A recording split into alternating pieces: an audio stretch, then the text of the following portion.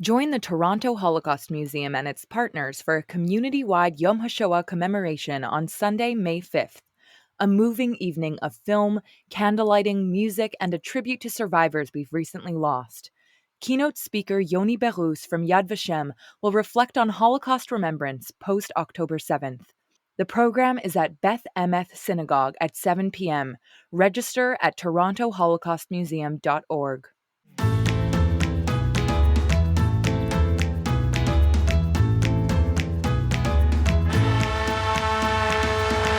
Hi, everybody. I'm Ralph Ben-Murgy. Welcome to Not That Kind of Rabbi, brought to you by the Canadian Jewish News, the CJN, at CJN. As always, I need to reiterate, I'm actually not a rabbi, but if I was, I wouldn't be that kind of rabbi, which I think covers all bases for all kinds of Jewish people, and non-Jewish people, I might add.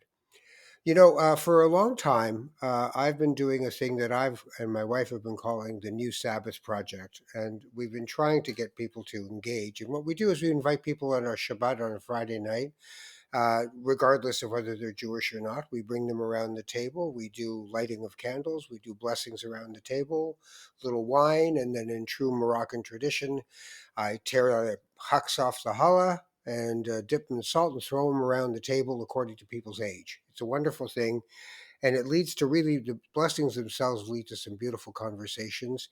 We don't sit around talking about the latest Netflix show after those blessings. We talk about our lives and the idea of 6 days of doing and 1 day of being.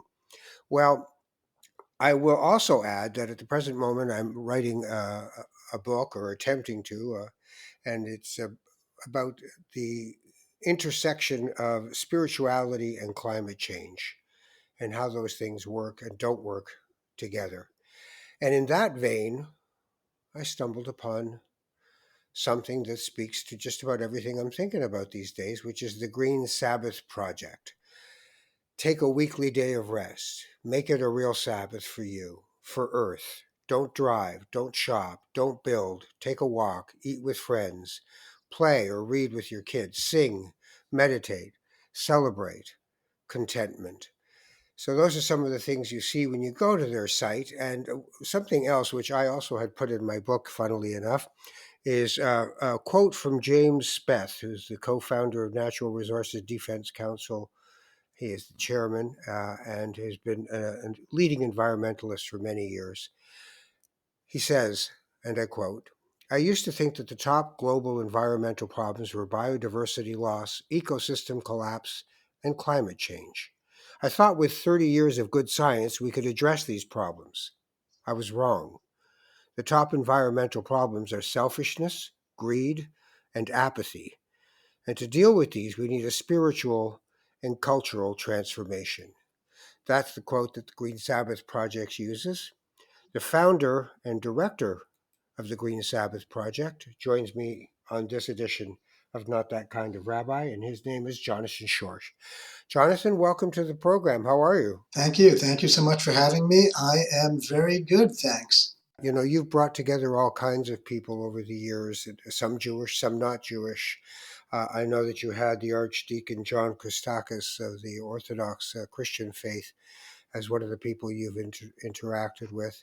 He said something interesting about, you got to kind of, when it comes to Sabbath and how to keep it, just stop, just shut up. Just stop, just stop thinking things through all the time, and thinking, no, I got to really do something about nothing. And one of the things that you talk about is, when it comes to the environment, do nothing. Yeah, I mean, it's a cute tagline, it's a cute pitch, but I feel like it's much deeper than that at the same time. Um, we are facing environmental crises that are potentially truly fatal. God forbid, of course, but that's the way it's looking. Um, and like the James Speth quote that you read before, that also I find very moving. A big part of the problem is the way we live, and there are so many aspects of our modern lives, of our contemporary societies, that seem to really have left behind bits of wisdom, traditional or otherwise, or even newfangled wisdom, that I feel is at this point not just urgent but really kind of life saving if we only realized it. Things like ritual, for instance, things like play, aesthetics, love of beauty. And in a way, I would argue that one aspect of Shabbat, one aspect of Sabbath, is a kind of um, willingness to encounter, to face uh, a kind of death, face our temporariness, our transitory nature, to face ourselves really and what it is that we need in this world, in this life. And there's a way that the modern West is terrified of death. You see it in the obsession with Hmm. beauty. You see it in with bodily beauty, female beauty. You see it in the obsession with youth. You see it in the obsession with activity. You see it in the obsession with working out and fitness centers that are open 24/7. And I feel like, in some very profound way, one of the things that Shabbat helps us face or helps us get in touch with, as you said before, is doing nothing, just being, just breathing, enjoying friends, enjoying conversation, not about trivia or the latest on Instagram or Netflix, but hopefully deep things, hopefully real things, things that bring us closer to each other, things that make one another, make ourselves more meaningful to each other, things that help us really remember what's of ultimate importance. And, so without getting too heavy or going into too much more detail, I feel like that's just one of many ways that this ritual, this ancient practice, which I am fond of calling a spiritual technology, uh, is it really has so much to offer. I feel like it is still so timely, so relevant, has lessons that I feel are so important for so many of us, and in particular, I would argue for people who are not necessarily religious. When we talk about these things, I mean, you talked about religion and non-religion. Often I do work as a spiritual counselor, and people will say, "Look, I don't believe in God." So first we Right. do the tell me what the God you don't believe in. But we'd also talk about the fact that they believe themselves to be spiritual but not religious, which is now a major movement in the northern hemisphere. And what I find interesting about that is I've always sort of talked about spirituality is a relationship issue. Religion is a fitness program, and that Shabbat, in and of itself, is a fitness regime. That if you do it every week, it becomes how you build your spiritual six pack and get some strength to come from somewhere when you do things. Because I think Sabbath isn't just about stopping, right? It's about starting. It's about engaging. It's about being of this life in this world. And it's all in the face of, like when you said, we deserve a break, I literally thought of the first McDonald's commercials of, you Right, deserve a break today, so right, get up and get away to a heart attack of food, you know. exactly. And I just thought, even that we've turned into, there is no such thing as rest, there's just reward, right? If I work hard enough, I deserve to eat a bacon double cheeseburger because, that's got good mouthfeel. So Right, right. there's a lot of things that are in the way of us seeing Shabbat for what it is, including the idea that on the Friday, you turn towards the door, you welcome the bride of Sabbath, you welcome the feminine divine, and the earth and feminine divine, for what we now call Mother Earth in secular language, is really the Shekhinah idea of the feminine divine in other language.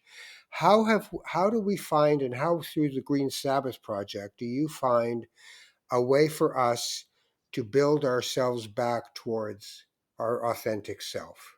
One of the things I love about this idea however kooky it might seem, of adapting and adopting something like Shabbat, Sabbath, for our contemporary world, um, is the fact that it has been indigenous to the West for, I don't know, 1700 years, if we consider the origins of official Christianity sometime around the year 300, um, roughly. So I think that Shabbat, Sabbath, for Christians is something very, very familiar to many people. Granted, it has become something that is maybe seen with distaste because it's part of organized religion, because of the blue laws, as they were called in the United States, the Sunday laws. It was imposed on people. But we live in the 21st century, and we don't have to do things the way things were done in the past. So I love that this is a ritual that comes from somewhere. As you said, it comes from specific heritages of Jews and Christians in a lesser way, or in a more complicated way, perhaps Muslims as well. And therefore, it is not something merely concocted, not that concocted things are necessarily terrible or shallow.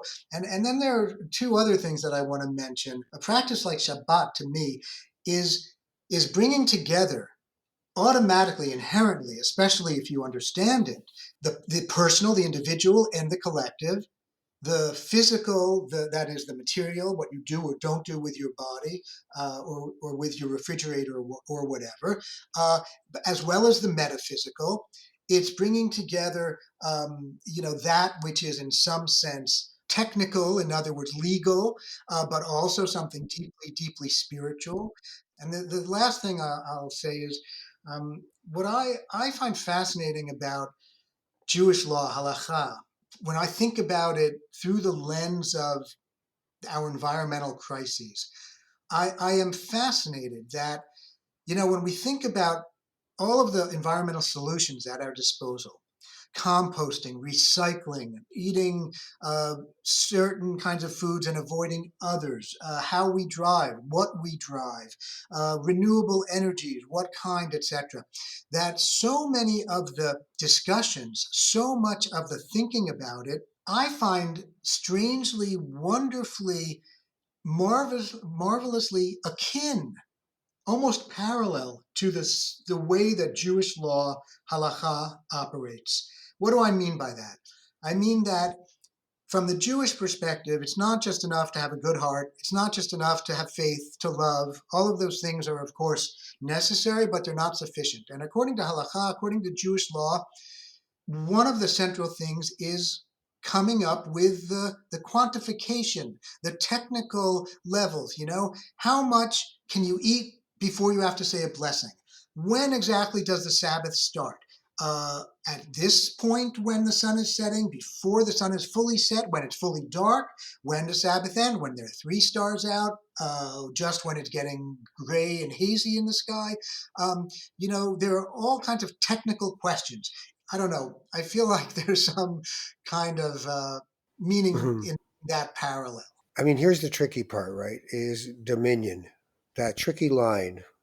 Man has dominion over nature.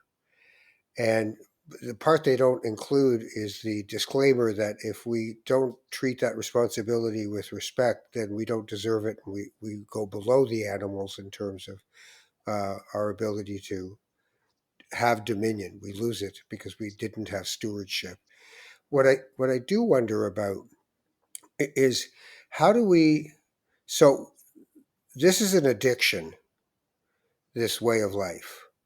It's very hard to tell people to stop living in a quasi aristocratic way, with their Right. single family dwelling and central heating and food in the fridge from all over the world, and just comfort beyond the imagination of anyone who's come before us. And now we're being told, hey, no, no, no, come on now. You gotta back off.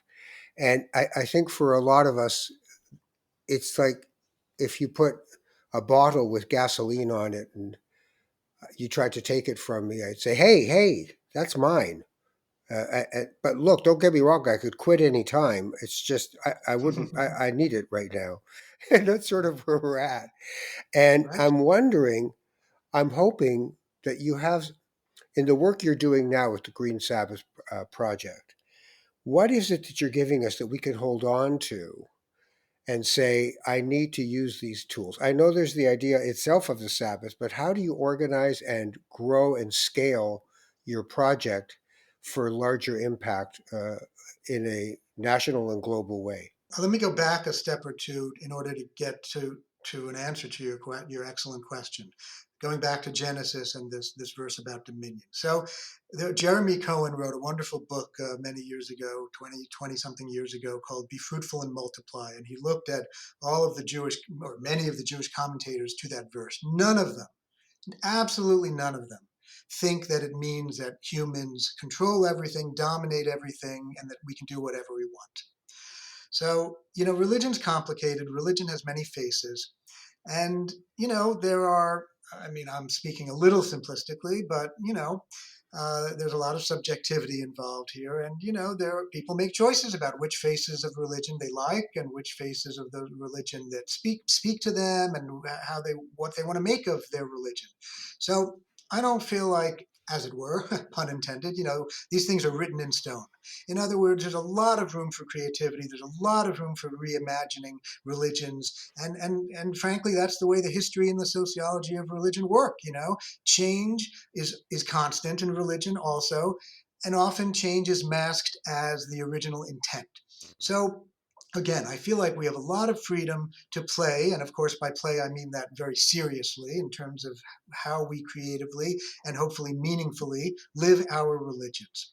Going to based on getting to what you were saying, American culture, just to take our own culture, North American culture. I'm not sure Canada is so different in this respect, but Hmm. there's also a lot of strains in American history and North American history of a push to the simple life. David Shee wrote a beautiful book maybe 30 years ago called The Simple Life, in which he traced, the Quakers and the Amish and many, Thoreau and Emerson and many other attempts to remind people of what is important and what is just frivolousness and not so urgent. Now, you're right that given our addiction to all of these things that are external to ourselves, goods, TV networks, cable networks, instant communication to the other side of the world, et cetera, it's very, very hard to ask people to give that up. Absolutely. But I would say that any real solutions are not going to be easy. And anyone who thinks that there will be magical solutions that will be somehow, zipless, to use a term from another probably inappropriate context, but whatever, are they're deluding themselves. So yes, there are technical fixes that we need to implement. There are scientific fixes, new technologies, new policy making, new kinds of econometric thinking, et cetera, et cetera. But I would argue that with all of that, there must be also spiritual modes of addressing this, personal modes of address that are meaningful to individuals. I don't think many people are going to live truly environmental, truly sustainable lives if they haven't really internalized green values. So then the question becomes, how do you internalize green values? I don't know. Are people going to come to love recycling? Are people going to come to love, wave motion energy generation?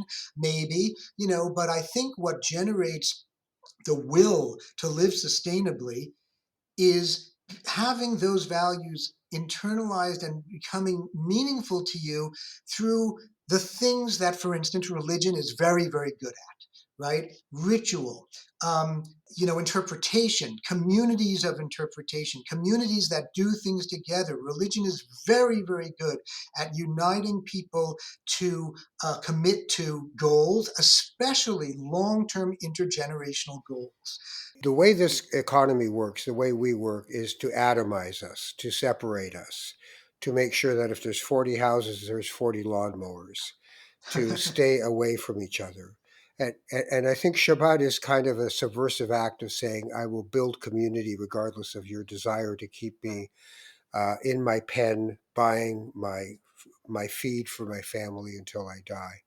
Yes. So I see it as subversion in itself. Um, But one of the, and the idea that we ourselves are commodities. Uh, we are being bought and sold at this very moment on algorithms throughout the world. Correct. So we have become, it's a fight, I think, between the two, between being separate from each other and coming together in community.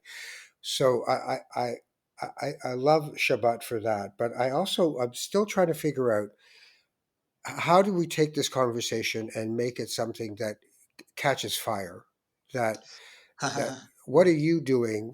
Because I'm sure you sit there thinking, how do we do this?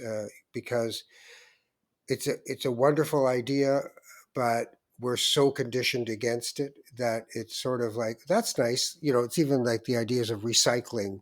What am I doing sitting here sorting individually, being responsible for sorting garbage that is non-recyclable out of garbage that is recyclable that but won't be recycled, so Right. that I become this sideshow of what environmentalism is supposed to be, instead of actually being part of something that truly changes the way the world works. So, what Exactly. what is a strategy you're using in the Green Sabbath project that you think can scale this up so that more people can avail themselves of it? I say to myself very often, and to those around me who tolerate me, we talk about consumers and consumers. We're all consumers, but that's nonsense. We're the consumed, actually, and that's Hmm. exactly as you say. Shabbat is subversive because it brings us back to our sovereign selves. Hopefully, we do not belong to the economy. We do not belong to our employer. What we try to do with the Green Sabbath Project is emphasize those kinds of things. There are alternative perspectives. There are alternative traditions. Whether you talk about the Luddites or the hippies, there are a lot of various small scale cooperatives, the kibbutz movement, but also in the West. There are all kinds of people who have been willing to experiment in amazingly fertile, creative, playful ways. We have a real panoply, a whole range of different organizations, kind of as we jokingly say, doing nothing together. In their own way, each doing some kind of event, whether it's a walking meditation in the woods, whether they're reading nature poetry together. In Berlin this past October, we had a group that and I love this, because I wouldn't have expected it. We had this place called the Institute for Bodily and Sexual Research, which does a lot of things that are, about S&M and bondage and things that, okay, are up that alley. And there was a choreographer there who loved the idea of the Green Sabbath, non-Jewish guy, someone who probably has 400 piercings, who's super, in the contemporary world. And he choreographed a beautiful event where they did very, very slow movement, very, very meditative movement, including what we would call corpse position, corpse pose, of just lying on the floor. And that was their Green Sabbath event, and I loved it. I didn't we leave every organization, every community free to do things however they want, that what a Green Yeah, Sabbath yeah. for them. And my dream now, what I've been working on now, and I'd really love to find, and if you can help me with this or any of your listeners, I would love it. I want to find communities, organizations, neighborhoods, maybe small towns that are willing to take this on as, again, a real time experiment. And I would love to speak with the stakeholders and figure out, well, what would a Green Sabbath mean to us? What would it mean to your community, right? What does it mean stopping Yeah. public transportation? Does it mean bringing out tables to the public square and having a potluck dinner that's local and vegan? Does it mean doing, again, a meditation in the woods? Does it mean singing a cappella, Wendell Berry's poems put to music? Some of them have been set to music. So Hmm. again, I have no particular vision of you have to do this, you have to do that. Ultimately, what I mean is, however you keep a day of rest, however you keep a day of service weekly, foreground the environment. Put nature front and center. Put the climate crisis front and center. If you're going to have a sermon, make it about something green. So that's really my goal. GreenSabbathProject.net, and people can get in touch with Jonathan Schorsch. I'm kind of stuck on the S&M Shabbat, on the seventh day thou shalt not spank. Right. But I love talking to you. I want to believe that more and more people can attract themselves to what I think is the best export of Judaism, which is Shabbat. Mm, It's not just one of the 10 commandments. It's one of the most beautiful ideas that we have. And it could be one of the gateways to us saving ourselves from ourselves in this crazy fight we're having with the earth. As Barry Lopez said, humanity is running away from home. right. So Exactly. maybe this is a way for us to get back to home. Jonathan, Exactly. thank you for your time. I really appreciate it. Thank you. Thank you. Thank you so much. Be well.